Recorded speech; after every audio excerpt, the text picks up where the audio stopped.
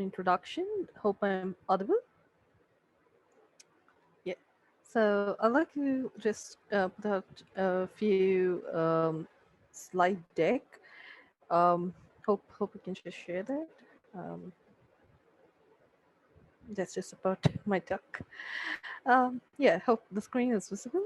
And yeah.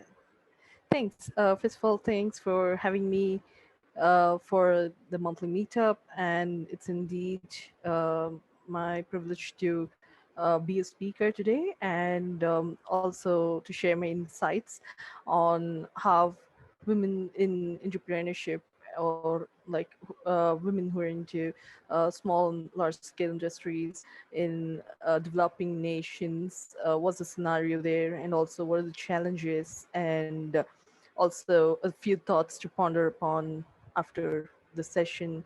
So that's going to be my talk basically, and the intention to why I wanted to discuss about this in this meetup is that I mean, apart from me being an entrepreneur, I just have a small um, company which delivers applications, web apps, and mobile phone or like mobile apps and different exploration and research into augmented virtual reality.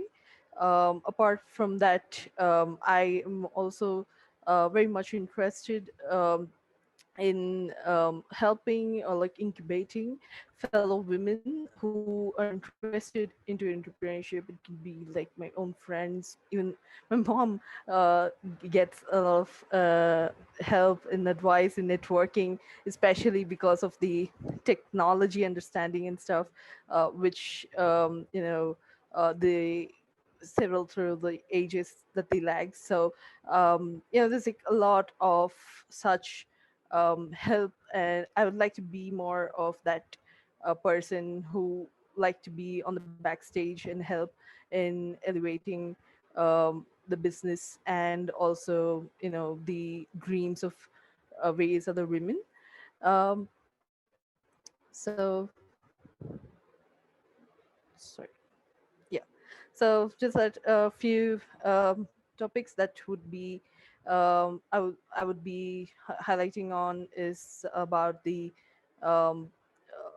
self-employed women, other entrepreneurs or job creators, and what's that available in the developing nations. I am from India, and I would be mostly talking about the situations that I've seen through in India, and also in similar developing nations or like neighboring nations, and the challenges faced, and also a little more on the future of how this can, or like what this can lead to. So most of the time it's like in a developing nation, where if it's like at least 50% of women population, the particular nation constitutes to, then it means that at least 25% of the economy of the nation um, is dependent on the women's engagement into any kind of like economy that they yearn, or like they do, or they make it out of their own skills of money making process. And very vastly, the startups, and I mean the startups and the small scale industries are something that's like eventually coming into, but then there's been like a larger self employed women who are into non-formal sectors, like non-organized sectors like that of agriculture, animal husbandry, and so on. But apart from that, the 5% of the women are only engaged, like out of the 14%, I would say it's just the 5% are the women who are engaged into formal sectors. And the to understand the evolution and to the growth of why and how these women can be further enhanced in terms of skills and enhanced in terms of education, and a, a lot of factors that impacts the growth. And also, when you say it's a developing nation, the economy is another biggest factor that comes that lies as a very substantial factor to which the women have to really stand like really have to um, take bigger responsibility about. So what's much available in developing nations. So apart I mean, the points that I would be discussing here is just not like uh, advantages but also the disadvantages that would be included in the same. So since it's like a developing nation encouraging new startups for women and stuff, there's like an easy possibility to get feedback and also to know about what your how your business is actually growing through, or like um, how this can be further developed and more critics to it.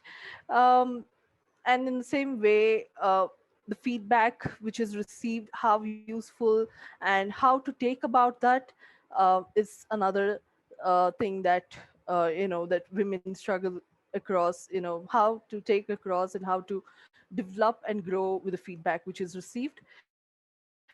The other thing is basically that the groups are mostly small. The target audience is very small. For example, if I would develop a kind of an application, then my user is just a local vendor, like a local, someone holding a small shop here.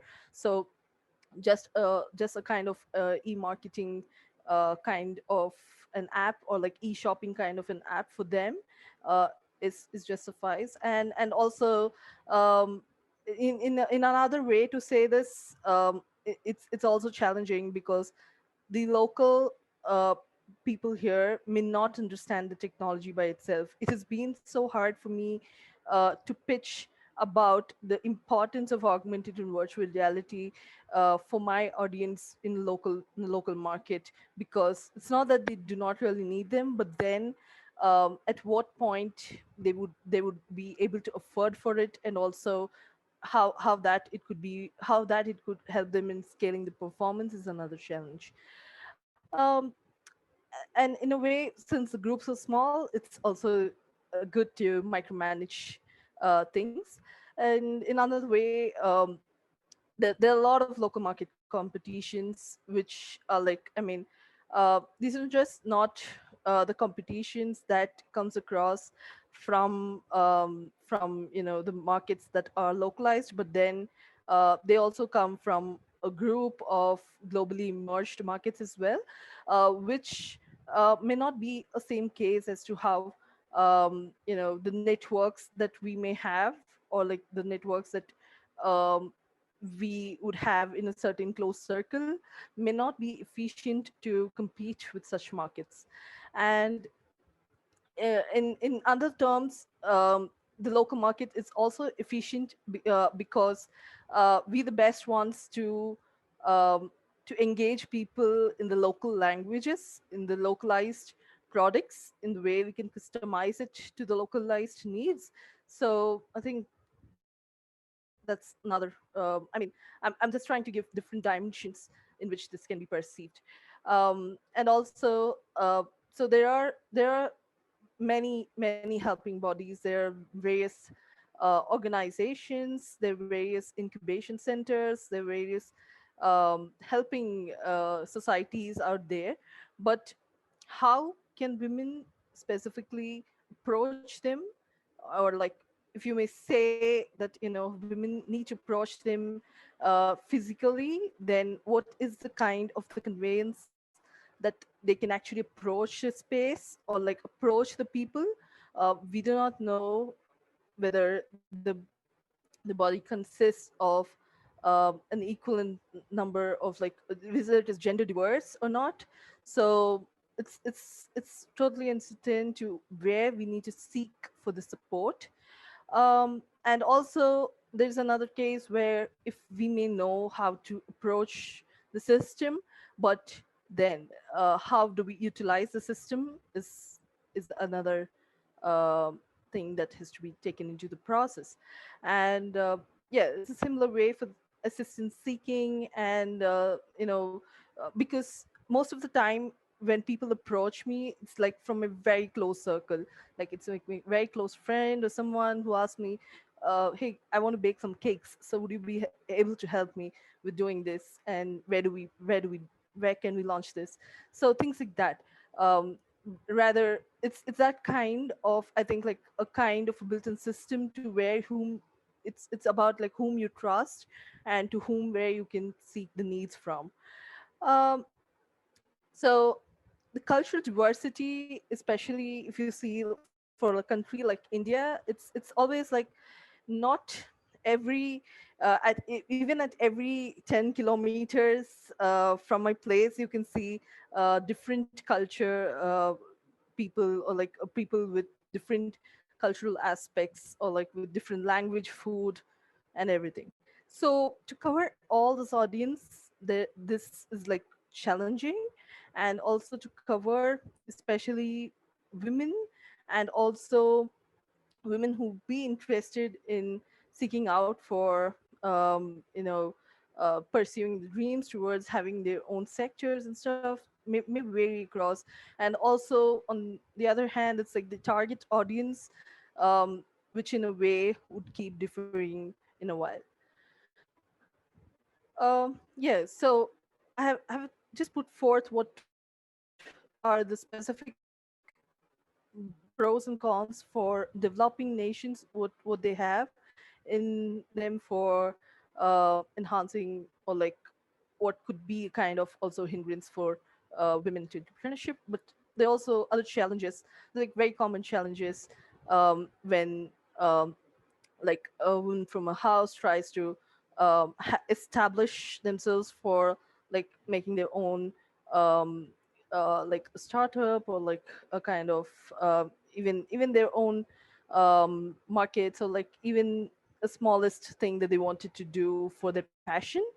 So there's always this cultural ties. I can also narrate one funny incident that has happened to me. So in India, it's very popular something to called arranged marriages. So where the I think it's like both the sides of the groom side and the other side, they just have the parents get to talk and decide the marriage of the kids. It's a very popular thing in India. And what happened was that, I had to travel to a client place. And I found that I couldn't really travel myself, so I had to take my father with me to the client place. And I just like settled down to sit and make a talk for how to go about with their needs and various requirements to understand them. And in a meanwhile, I mean, the person there asked my dad, what's your daughter's age? And he told my age, and they asked, are you ready to give your daughter for a wedding?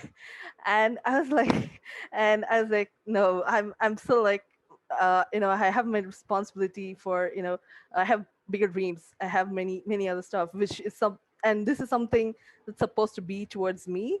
And of course that it's not going to be easier. It's like kind of a deal where you've gone to give a kind of um or an entrepreneurial pitching, and it turns to be something else.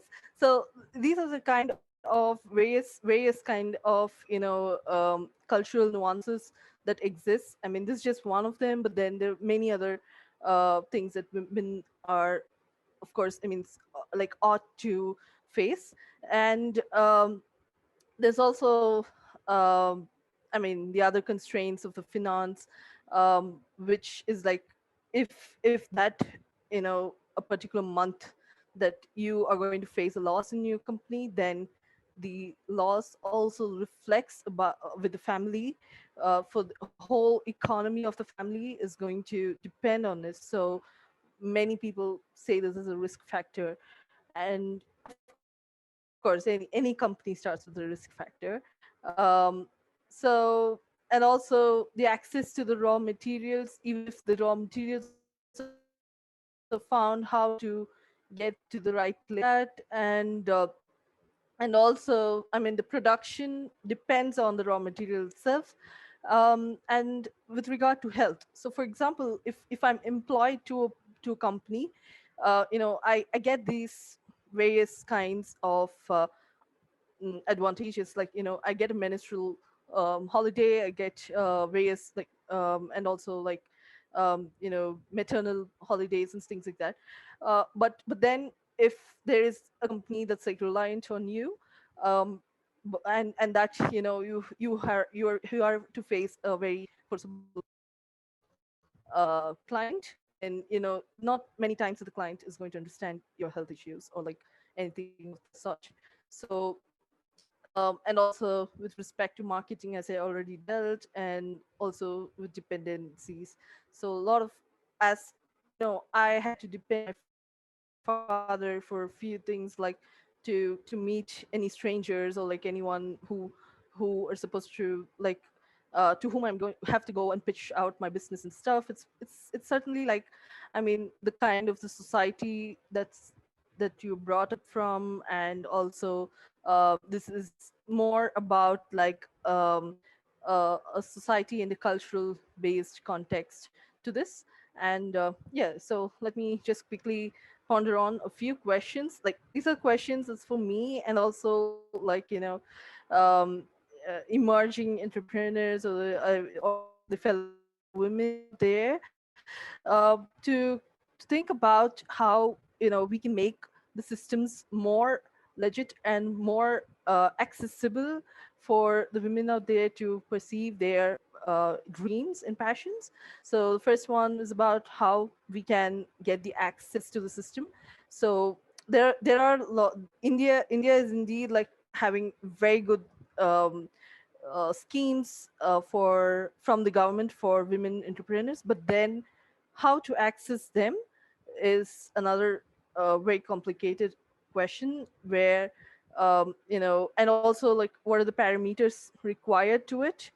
um, and also I've heard in many cases where a married women get an access to the government schemes. There's a lot of a chance that it's being utilized by someone else. So where is the authenticity that some is that the women itself is accessing them? And also there the authority bodies which have like decision makers who may or may not constitute of women into the consideration of providing these laws and schemes.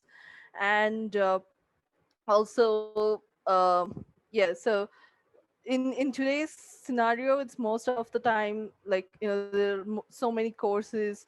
Like I say, there are many incubation centers and things like that.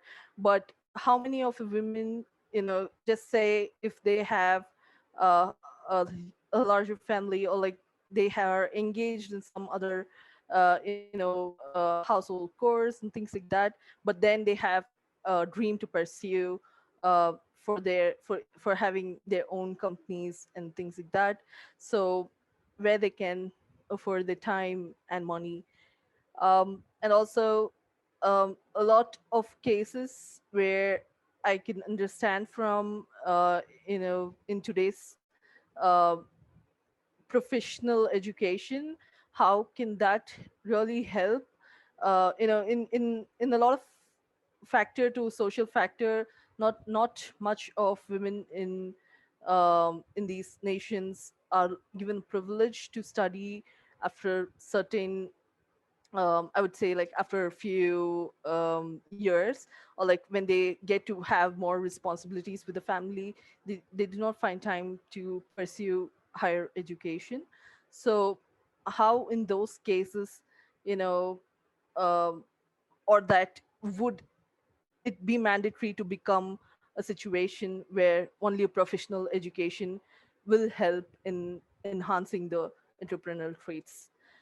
And of course, what's it for the upcoming entrepreneurs? What's it there for the future women entrepreneurs, what could be like, they still isn't a kind of um, a very structured system into which you say, to become a women, for a women to become an entrepreneur. There isn't a kind of, step by step kind of a process or approach towards it, to say, this is what you have to do, or like this is how you need to go. One way is that it is all about the experimentation that comes along, but then the awareness and the risk factors, how to get educated towards them, is especially in a case where you are int prone to such exposure, or like such networks. So I think that's it from my side, and these were just like a few points to ponder upon. And thanks for listening to me. Amazing. Awesome talk. Thank you so much for sharing all of that. Heads up for anybody in Thank GatherTown, you you. can add questions into the chat there. So if you have any questions, if you want to put them there, we can ask them now. But we do actually have some good questions coming in. So I'm going to start with the first one. It is, in what sectors or industries lie the biggest opportunities for women entrepreneurs in developing nations, and why? Yes. So I would just say that for women entrepreneurs in developing nations, it's like, I mean, traditionally it's been like a kind of the business that kind of the family has been taking for. It could be like a kind of that's something that has come hierarchically, like through the hires of the family and things like that. So mostly in small scale or like marginal scale industries, it's mostly about the I would say the region itself. Like, if the region is good into agriculture, or if that's that they're if they're mostly engaged into the people, they do this embroidery and stuff, like beadworks and stuff. So it's about the region, the land, the place that they origin from, and what does it require. Um, so it's I would say the biggest opportunities are the ones that just lie with what the women is talented to give, and also about the needs, identifying the needs of the particular industries that women are into. um, I think slowly things are picking up. So I think technology uh, and the products would also be a kind of more trending ones in a course of time. And also, I think there's like a lot of scope into innovation and things like that. Cool. Is funding for startups in developing nations now being more available? Is it being made more available? Yeah. So I would say that I mean there are fundings available. Like, I mean, I would say it's more like even has become like a criteria now, wherein you say that the particular startup has to have should have a kind I mean should have some women as part of the board. So these are like kind of the criteria that's coming in. But then who gets away the fund and who utilizes them is a question. Does it reach the proper audience? Is it getting accessible to the right people? Is a question. That makes sense. Another question we have is, how can companies in developed nations help women in developing nations to realize their opportunities?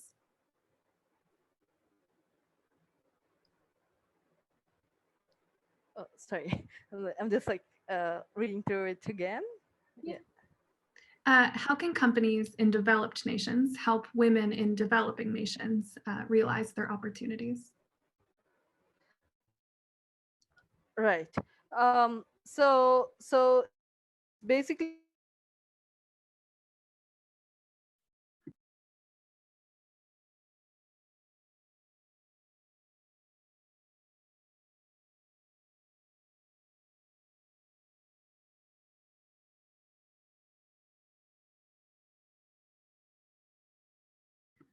I believe that I think she may have cut out. So um, if she comes back in a minute, we'll give it one more to minute.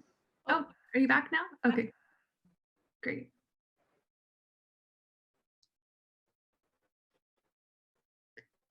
Okay, I think we may have. hello. Oh, okay. She's back. Okay. Was I lost? Sorry, am I audible? Uh, hello. Am I audible now? A bit. Do you want to try turning your camera off? That might help it. Mhm. Um, just a moment.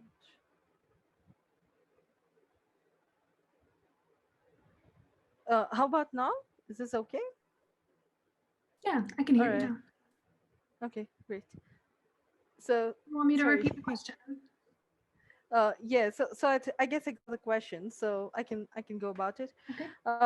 Yeah. So as I said earlier, like identifying the native uh talents like women have been traditionally practicing is a key thing that the companies that's coming in could actually focus on, like to understand what they are good at, because a lot of women have started to move across in a way, some due to their economy and other uh, hindrances. They have just stopped their the actual the something that have they have been traditionally following and they're really good at.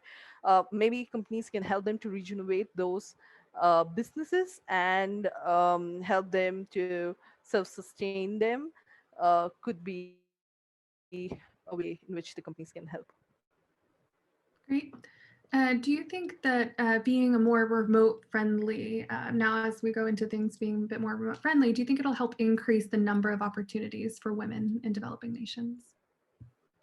So it just depends on the audience that they target for. For example, if I'm going to target my products for someone who would be using a kind of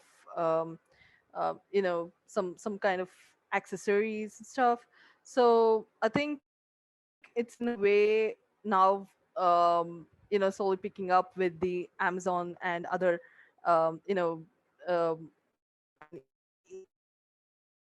e-commerce kind of application. Again, it's how the women are trained to better place their products into such digital shops where they are, and try to address the end audience, if that their particular, and and also in a way, if it's going to be again to another group who do not have the access to the digital world, then I don't think how this can actually help further, because I have seen a lot of women trying to have their stalls and beautiful markets in the like especially in the tourist place and stuff. So that's a way they can grab their audience. But in a way, when it comes to remote, I'm not sure how they are able to sustain the markets. um, maybe a lot of awareness on both the ends, like women who do the business and also people who purchase them. Mm. So you mentioned Amazon. What impact do you think that larger tech companies have on the tech industry in developing countries? And I believe this might be the last question that we have time for. Sure. So yeah, so the larger tech companies, I would say, I would just say that the way they're trying to localize into the markets, I think that's very very good opportunity for people to access them. Uh, for example, there is also like various versions, of e-commerce. I mean, Amazon was just one of the kind, but there are various other e-commerce options where it's more into the local language, into the local way the user interface is, and things like that. So I think the way the reach and the way they make it more uh, affordable to access them is the best way. They're trying to impact largely. And also, in a way, it's about showing the other possibilities. For example, if I have a lower network, then how to enhance such networks in a more broader approach, and how to elevate and pitch my business into various other forums which I'm not aware of. I think these are the impacts that's like slowly creating. I think even groups now on, in India, it's like WhatsApp is like very famous. So the groups on WhatsApp and Facebook. So it's even though it's like, the larger companies make an impact, the sellers here also the owners, the people who run the business, like have it. They know how to run it through the exact audience that they want, and also have a better approach to utilize them. So yeah. Great. Thank you so much again for giving this talk today. I know I learned a lot and we all really appreciate it. So